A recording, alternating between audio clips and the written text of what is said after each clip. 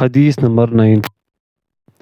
حضرت انس رضی اللہ عنہ سے روایت ہے کہ احد والے دن رسول اللہ صلی اللہ علیہ وسلم نے ایک تلوار پکڑی اور فرمایا یہ تلوار مجھ سے کون لے گا؟ صحابہ نے اپنے ہاتھ کی طرف دراز کیے، ان میں سے ہر ایک کی زبان پر تھا میں۔ آپ نے فرمایا کون ہے جو اسے اس کے حق کے ساتھ لے گا؟ یہ سن کر سب لوگ پیچھے ہٹ گئے اور توقف کیا۔ پس ابو دجانہ رضی اللہ عنہ آگے بڑھے اور کہا میں اسے اس کے حق کے ساتھ لوں گا۔ پس انہوں نے تلوار آپ سے لے لی اور اس سے مشرکوں کی کھوپڑیاں پھاڑی۔ مسلم۔ احتجم القوم کا مطلب ہے انہوں نے توقف کیا، فلق پھاڑا، چیرا۔ حامل مشرکین، مشرکوں کے سر یعنی کھوپڑیاں۔ فوائد: اس میں حضرت ابو دجانہ رضی اللہ عنہ کی بہادری اور فضیلت کا بیان ہے، تاہم اس سے یہ نہ سمجھا جائے کہ دیگر صحابہ رضی اللہ عنہم نے اس وقت بزدلی دکھائی، بلکہ ان کا توقف اس اندیشے کی وجہ سے تھا کہ کہیں اس کے حق کی ادائیگی میں کوتاہی نہ ہو جائے، ورنہ اس سے قبل جب نبی صلی اللہ علیہ وسلم نے غیر مشروط طور پر تلوار لینے کا اعلان فرمایا تو ہر صحابی اسے لینے کے لیے لپکا۔ ظاہر بات ہے تلوار لینے کا مقصد اس سے جہاد کرنا ہی تھا، نہ کہ کچھ اور۔ اس جذبے میں کوئی صحابی بھی پیچھے نہیں رہا۔ حدیث نمبر 92۔ حضرت زبیر بن عدی رضی اللہ عنہ بیان کرتے ہیں کہ ہم حضرت انس بن مالک رضی اللہ عنہ کے پاس آئے اور ان سے ہم نے حجاج کے اس ظلم و ستم کی شکایت کی جس سے ہم دوچار تھے۔ آپ نے فرمایا اس پر صبر کرو، اس لیے کہ اب جو بھی وقت آئے گا وہ پہلے سے بدتر ہی ہوگا، یہاں تک کہ تم اپنے رب کو جا ملو۔ میں نے یہ بات تمہارے نبی صلی اللہ علیہ وسلم سے سنی ہے۔ بخاری۔ فوائد: اس میں پیش گوئی ہے کہ حالات دن بدن خراب سے خراب تر اور اسی حساب سے حکمران بھی ظالم اور بد سے بدتر ہوں گے۔ ایسے حالات میں حکمرانوں کو ان کے حال پر چھوڑ کر ہر شخص اپنی اصلاح کرے اور اپنی آخرت سنوارنے کی فکر کرے، اور حکمرانوں کی طرف سے ظلم و ستم کا ارتکاب ہو تو اسے برداشت کرے اور صبر سے کام لے۔ حدیث نمبر 93۔ حضرت ابو ہریرہ رضی اللہ عنہ سے روایت ہے رسول اللہ صلی اللہ علیہ وسلم نے فرمایا 7 چیزوں سے پہلے نیک اعمال میں جلدی کرو۔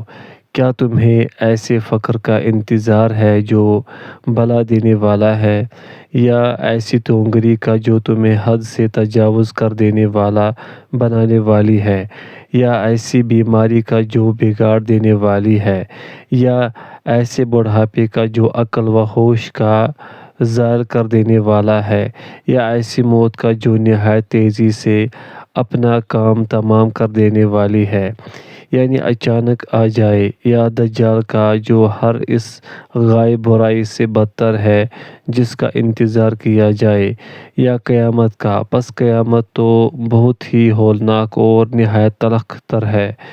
اس کو ترمذی نے روایت کیا ہے اور کہا یہ حدیث حسن ہے۔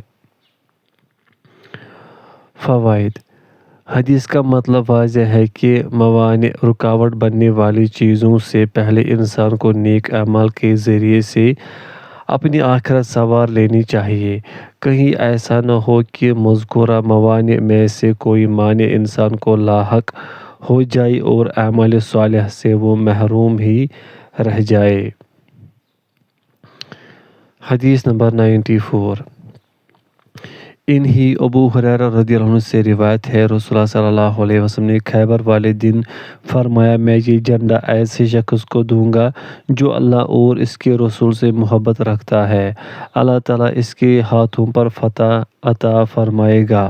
حضرت عمر بن خطاب رضی اللہ عنہ نے فرمایا میں نے کبھی عمارت کی خواہش نہیں کی لیکن اس روز یہ خواہش کی تاکہ یہ اعزاز جو رسول اللہ صلی اللہ علیہ وسلم نے بیان فرمایا ہے مجھے حاصل ہو جائے۔ چنانچہ میں اس کے لیے اٹھ اٹھ کر بلند ہوتا اس امید پر کہ شاید مجھے اس جنگ کی عمارت کی قیادت کے لیے بلا لیا جائے۔ راوی حدیث بیان کرتے ہیں پس رسول اللہ صلی اللہ علیہ وسلم نے حضرت علی بن ابی طالب رضی اللہ عنہ کو طلب فرمایا اور وہ جھنڈا ان کو عطا فرما دیا اور فرمایا جھنڈا لے کر چل اور کسی کی طرف توجہ نہ کرنا یہاں تک کہ اللہ تجھے فتح سے ہمکنار فرما دے۔ حضرت علی رضی اللہ عنہ کچھ چلے پھر ٹھہر گئے اور کسی طرف توجہ نہیں کی اور بآواز بلند کہا اے اللہ کے رسول میں کس چیز پر لوگوں سے جہاد کروں؟ نبی صلی اللہ علیہ وسلم نے فرمایا ان سے جہاد کر یہاں تک کہ وہ اس بات کی گواہی دے کہ اللہ کے سوا کوئی معبود نہیں اور یہ کہ محمد صلی اللہ علیہ وسلم اللہ کے رسول ہے۔ جب وہ ایسا کر لے یعنی مسلمان ہو جائے تو بلا شبہ انہوں نے تجھ سے اپنی جانیں اور اپنے مال محفوظ کر لیے، البتہ جان و مال کے حق کے ساتھ ان کا مواخذہ ہو سکتا ہے، یعنی وہ کسی مسلمان کو ناجائز قتل کر دے تو قصاص میں ان کو قتل کرنا اور کسی کا مال غصب کیا ہو یا زکوٰۃ ادا نہ کی ہو تو وہ مال ان سے وصول کرنا ضروری ہے۔ زبان سے اسلام کی شہادت دینے پر ان کے خون اور اموال محفوظ ہو جائیں گے، تاہم اگر وہ دل سے مسلمان نہیں ہوئے تو ان کا حساب اللہ کے ذمہ ہے، یعنی قیامت والے دن اللہ تعالیٰ خود ہی ان سے حساب لے گا۔ مسلم۔ فتصورت سین محملہ کے ساتھ میں نبی صلی اللہ علیہ وسلم کی طرف جھانکتے ہوئے اٹھ اٹھ کر دیکھتا۔ فوائد: اس میں حضرت علی رضی اللہ عنہ کی خاص شرف و فضل کا بیان ہے۔ پوائنٹ سیکنڈ، نبی صلی اللہ علیہ وسلم کے معجزے کا ذکر ہے کہ آپ نے پہلے ہی فتح خیبر کی اطلاع دی اور آپ صلی اللہ علیہ وسلم کی خبر کے مطابق وہ فتح ہو گیا۔ پوائنٹ تھرڈ، ظاہری حالات کے مطابق احکام اسلام کا اجرا ہوگا، چنانچہ جو زبان سے اسلام کا اظہار کرے گا اسے مسلمان ہی سمجھا جائے گا، اس کے باطن کا معاملہ اللہ کے سپرد ہوگا، البتہ قتل ناحق کے ارتکاب پر قصاصاً اور ارتداد پر حداً قتل کیا جائے گا۔ باب نمبر 11 مجاہدے کا بیان، یعنی نفس و شیطان کے وسوسوں اور اعدائے دین کی کوششوں کے خلاف جدوجہد کرنا۔ اللہ تعالیٰ نے فرمایا جو لوگ ہماری راہ میں کوشش کرتے ہیں ہم ضرور ان کو اپنے راستوں کی طرف ہدایت کرتے ہیں اور اللہ تعالیٰ نیکوکاروں کے ساتھ ہے۔ اور فرمایا اپنے رب کی عبادت کر یہاں تک کہ تجھے موت آ جائے، اور فرمایا اپنے رب کا نام یاد کر اور اس کی طرف یکسو ہو جا۔ سورۃ المزمل، یعنی ہر طرف سے تعلق توڑ کر اس کی طرف متوجہ ہو جا۔ اور فرمایا اللہ تعالیٰ نے جو شخص ذرا برابر بھی نیکی کرے گا وہ اسے قیامت والے دن اپنے نامہ اعمال میں درج دیکھ لے گا۔ اور فرمایا تم جو کچھ بھی بھلائی اپنے نفسوں کے لیے آگے بھیجو گے اسے تم اللہ کے پاس پالو گے، وہ بہتر اور صلح میں بہت زیادہ ہوگی۔ اور فرمایا اللہ نے جو مال بھی خرچ کرو گے اللہ تعالیٰ اسے جاننے والا ہے۔ اس باب میں بہت سی آیات ہیں جو معلوم ہے۔ حدیث نمبر 95، حضرت ابو ہریرہ رضی اللہ عنہ سے روایت ہے رسول اللہ صلی اللہ علیہ وسلم نے فرمایا اللہ تعالیٰ نے فرمایا جس شخص نے میرے کسی دوست سے دشمنی کی میرا اس سے اعلان جنگ ہے۔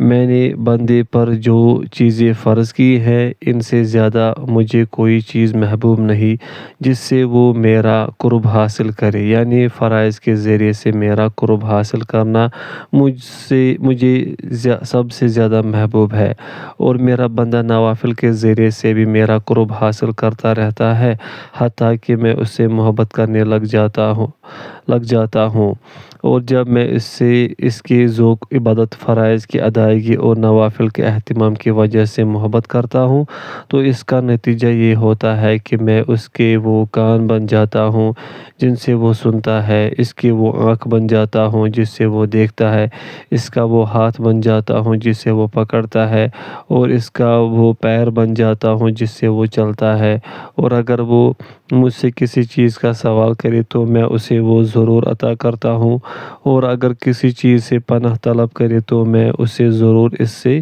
پناہ دیتا ہوں۔ بخاری۔ آذنتہ کے معنی ہے میں اس کو بتلا دیتا ہوں کہ میری اس سے جنگ ہے۔ استعاذنی نون اور با کے ساتھ، یعنی استعاذنی اور استعاذ بی دونوں طرح مروی ہے۔ فوائد۔ اس حدیث سے اہل بدعت و اہل شرک، حلولی، وجودی اور غیر اللہ کے پجاری اپنی مذمومات و اباطیل پر استدلال کرتے ہیں، حالانکہ حدیث کا وہ مفہوم ہی نہیں ہے جو وہ بیان کرتے ہیں، اور پھر اس سے بنائے فاسد علی الفاسد کا ارتکاب کرتے ہیں۔ حدیث کا سیدھا اور واضح مفہوم یہ ہے کہ جب انسان فرائض کی ادائیگی کے ساتھ نوافل کا بھی اہتمام کرتا ہے تو وہ اللہ کا خاص محبوب بندہ بن جاتا ہے، جس کا نتیجہ یہ ہوتا ہے کہ اس سے اللہ کی خاص مدد حاصل ہو جاتی ہے، اللہ اسے اپنی حفاظت میں لے لیتا ہے، اس کے اعضاء کی نگرانی فرماتا ہے، چنانچہ وہ ان سے اللہ کی نافرمانی کرنے سے بچ جاتا ہے، اور کانوں سے وہی کچھ سنتا، آنکھوں سے وہی کچھ دیکھتا، ہاتھوں سے وہی کچھ پکڑتا ہے جو اللہ کو پسند ہے، اس کے قدم اسی چیز کی طرف اٹھتے ہیں جس میں اس کی رضا مضمر ہوتی ہے، اور جب وہ محبوبیت اور اطاعت کے اس مقام رفیع پر فائز ہو جاتا ہے تو اللہ تعالیٰ اس کی دعاؤں کو بھی بالعموم قبول فرماتا ہے۔ پوائنٹ سیکنڈ، ولی کسی مخصوص وضع و حیت کے حامل کو یا کسی گدی نشین کو، مجذوب یا نیم پاگل کو یا ذکر و عبادت کے مخصوص خود ساختہ اطوار اختیار کرنے والے کو نہیں کہا جاتا، بلکہ اللہ کا ولی وہ ہے جو فرائض اسلام کا پابند، نوافل کا شوقین اور زندگی کے ہر شعبے میں اطاعت الہی کا خواگر ہے۔ پوائنٹ تھرڈ، ایسے اولیاء اللہ کی محبت اللہ کی رضا کا اور ان سے دشمنی، ان سے نفرت و کراہت اللہ کی شدید ناراضی اور غضب کا باعث ہے۔ پوائنٹ فورتھ، نوافل کا اہتمام یقیناً اللہ کے قرب کا باعث ہے، لیکن فرائض و سنن کی پابندی کے ساتھ۔ اگر پہلے فرائض و سنن کی پابندی نہیں ہے تو اس کے بغیر نوافل کی کوئی حیثیت نہیں۔ فرائض و سنن کی ادائیگی کے بغیر اللہ کے قرب کی خواہش ایک خام خیالی اور باطل محض ہے۔ حدیث نمبر 96۔ حضرت انس رضی اللہ عنہ سے روایت ہے کہ نبی کریم صلی اللہ علیہ وسلم اپنے رب سے روایت کرتے ہیں، اللہ تعالیٰ نے فرمایا، جب بندہ میری طرف ایک بالشت قریب ہوتا ہے تو میں اس کی طرف ایک ذراع، ایک بازو یا ہاتھ قریب ہو جاتا ہوں، اور جب وہ میری طرف ایک ہاتھ قریب ہوتا ہے تو میں اس کی طرف 2 ہاتھ قریب ہو جاتا ہوں، اور جب وہ میری طرف چلتا ہوا آتا ہے تو میں اس کی طرف دوڑتا ہوا آتا ہوں۔ بخاری۔ فوائد۔ اس میں اللہ تعالیٰ کی جود و عطا، بخشش و مہربانی اور اس کی قدر دانی کا ذکر ہے کہ تھوڑے پر وہ بہت زیادہ اجر دیتا ہے۔ حدیث نمبر 97۔ حضرت ابن عباس رضی اللہ عنہما سے روایت ہے کہ رسول اللہ صلی اللہ علیہ وسلم نے فرمایا، 2 نعمتیں ہیں، اکثر لوگ ان کے غلط استعمال کی وجہ سے خسارے اور گھاٹے میں رہیں گے، صحت اور فراغت۔ بخاری۔ فوائد۔ غبن کے معنی ہے گھاٹا، یعنی اپنی چیز کو کم قیمت پر فروخت کر دینا یا کسی چیز کو اس کی اصل قیمت سے دگنی قیمت پر خریدنا۔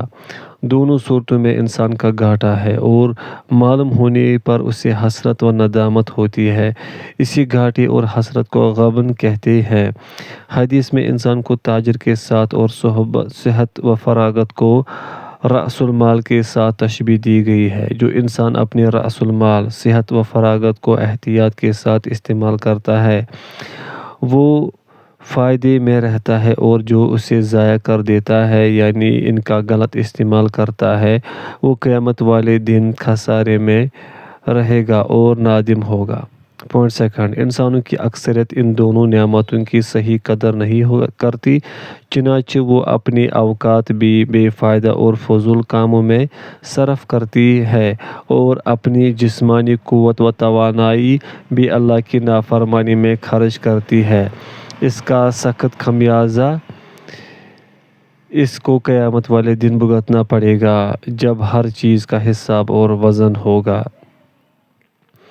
حدیث نمبر 98، حضرت عائشہ رضی اللہ عنہا روایت فرماتی ہے کہ نبی کریم صلی اللہ علیہ وسلم رات کو اتنا لمبا قیام فرماتے کہ آپ کے پیر مبارک پھٹ جاتے۔ میں نے آپ صلی اللہ علیہ وسلم سے کہا، آپ ایسا کیوں کرتے ہیں؟ اللہ تعالیٰ نے تو آپ کے اگلے پچھلے تمام گناہ معاف فرما دیے ہیں۔ آپ نے ارشاد فرمایا، کیا میں اس بات کو پسند نہ کروں کہ میں اس کا شکر گزار بندہ بنوں؟